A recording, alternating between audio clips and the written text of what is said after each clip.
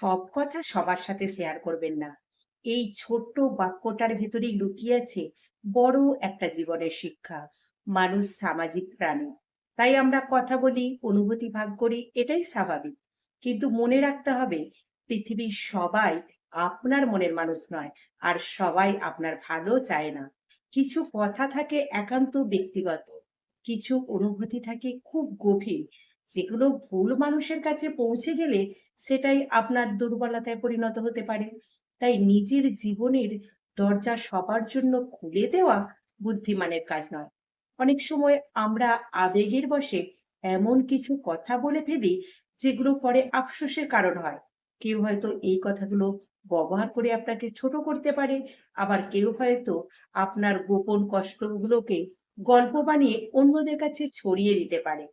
তখন আপনি বুঝতে পারবেন, সবাই আপনার কথা শোনার জন্য নয়, অনেকেই খোঁজে আপনার দুর্বলতা। জীবনে কিছু কথা থাকে যা শুধু নিজের কাছেই রাখা উচিত। কিছু কথা থাকে যা শুধু বিশ্বস্তের মানুষের সাথেই ভাগ করা যায়। এমনও কিছু কথা থাকে যা সবার কাছে ভাগ করা যায় না।